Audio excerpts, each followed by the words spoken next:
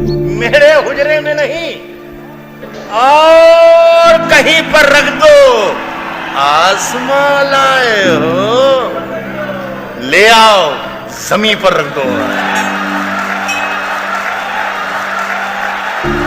पेश हैं डॉक्टर जनाब राहत इंदौरी। खाब, दवा, जहर, जाम, क्या क्या है, मैं आ गया हूं। बता इंतजाम क्या क्या है।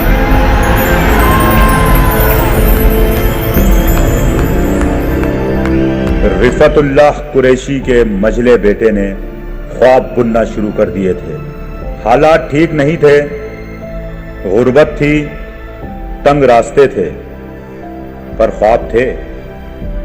पसीना था, मेहनत थी, लगन थी। उर्दू के कई अखबार रिसाले घर आया करते थे। बस यहीं से मैं गुजारिश करता हूँ कि राहत कुरैशी का राहत इंदौरी करवट लेने लगा। मुझे बहुत सी जो चीज़ें बचपन की याद रही हैं, उनमें वो मकानात भी मुझे आज भी याद हैं कि जब मैं ज़मीन पर सोता था तो आसमान मेरी छप्पर से कहीं कहीं पेवन उसके नज़र आते थे। तो मैंने ये इस तरीके की ज़िंदगी गुजारी थी अपने बचपन में। नयापुरा के सरकारी उर्दू स्कूल में कलम कागज से पहली मुलाकात हुई। शायद राहत इंदौरी के नन्हे कदमों का फैज है वही रानीपुरा आज भी शायरी का दीवाना है, और राहत इंदौरी का भी। किसने दस्तक दी है दिल पर, कौन है? आप तो अंदर हैं, बाहर कौन है? रानीपुरा मेरे लिए बिल्कुल दिल्ली की जामा मस्जिद की सीढ़ियों की तरह था, जो वहाँ के बड़े लोग बैठते थे।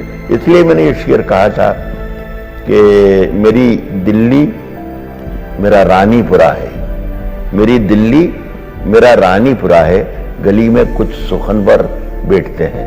तो एक छोटी सी गली है, उसमें हम बैठकर सीखते थे, यही सीख रहे। अब राहत कुरैशी कॉलेज में थे, लफ्ज से लफ्ज टकराने लगे थे। फिर कवाल किशन बेताब उन्हें रानीपुरे की बज़्म अदब लाइब्रेरी में ले गए और वहां खड़ा कर दिया। बज़्म अदब से आधी सदी पहले निकली आवाज आज हिंदुस्तान ही नहीं दुनिया में सुनाई दे रही है। सिर्फ मुशायरे का वकार नहीं है, उसकी पहचान बन गई है। कश्ती तेरा नसीब चमकदार कर दिया, कश्ती तेरा नसीब चमकदार कर दिया। इस पार के थपेड़ों ने उस पार कर दिया। दिलचस्पी क्योंकि मेरी लिखने पढ़ने में शुरू से बचपन से रही थी, तो मेरी दिलचस्पी का सामान था। तो मैं फिर चारों तरफ देखना ही मैंने बंद कर दिया। अलबत्ता मेरी जो पहला शौक था पेंटिंग का, वो मैंने जारी रखा था। पेंटिंग कमर्शियल करता था, मेरा बिजनेस बन चुका था उस जमाने में। असल में शायरी और पेंटिंग मैं समझता हूँ ये दोनों जुड़वा बहने हैं। किसी की एक लाइन है कि हर आदमी में होते हैं 10-20 आदमी, तो मेरे अंदर भी वो दोनों एक साथ पल रहे थे और एक साथ परवरिश पा रहे थे। तो ये दोनों एक साथ पल रहे थे और ये दोनों बरसों तक साथ रहे और बड़ा समझौता रहा, बड़ा कॉम्बिनेशन रहा, कोई लड़ाई झगड़ा नहीं हुआ। लेकिन अचानक मुझे ऐसा लगा जैसे शायर ने ऐलान कर दिया कि मैं हूँ, अकेला मैं हूँ, और इस जिस्म पर, इस दिमाग पर, इस सोच पर सिर्फ मेरा हक है। देवास के उस मुशायरे से शुरुआत हुई जिसकी सिफारिश उनकी माँ मकबूल बी ने की थी। जिसकी सिफारिश माँ कर देती है उसे किसी और सिफारिश की जरूरत नहीं पड़ती। वहाँ पर उस वक्त के हिंदुस्तान के जो टॉपर्स थे, बड़े शायर थे, वहाँ मैंने उनके बीच ये मुशायरा पढ़ा। उस ज़माने में मेरे परिचय में, मेरे तारुफ में सिर्फ इतना कहा कि लीजिए सुनिए जनाबे राहत को।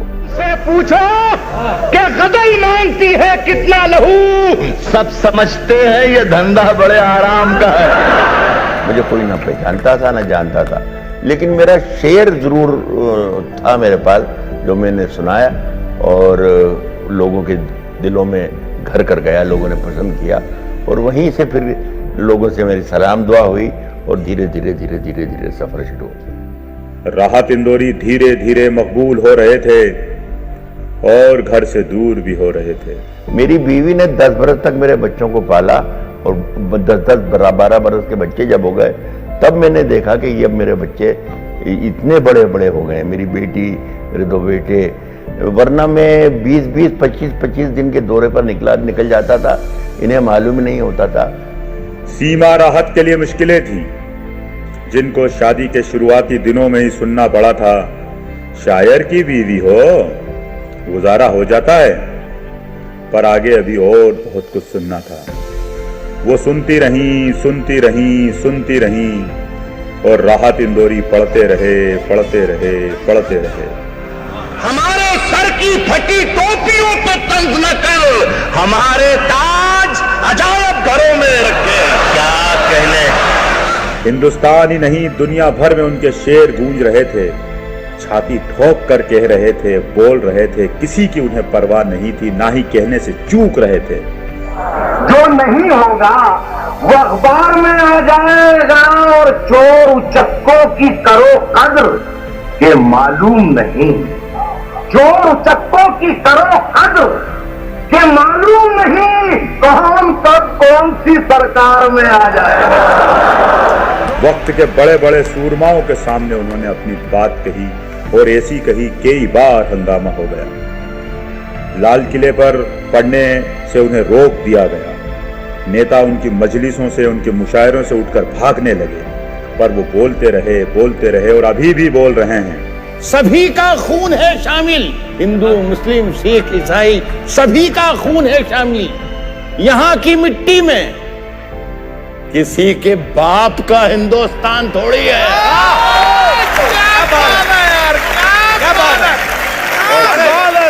ये वो आवाज है जो हिंदुस्तान की आवाज है, जो कह रही है राहत इंदौरी जिंदाबाद, राहत इंदौरी जिंदाबाद, राहत इंदौरी जिंदाबाद।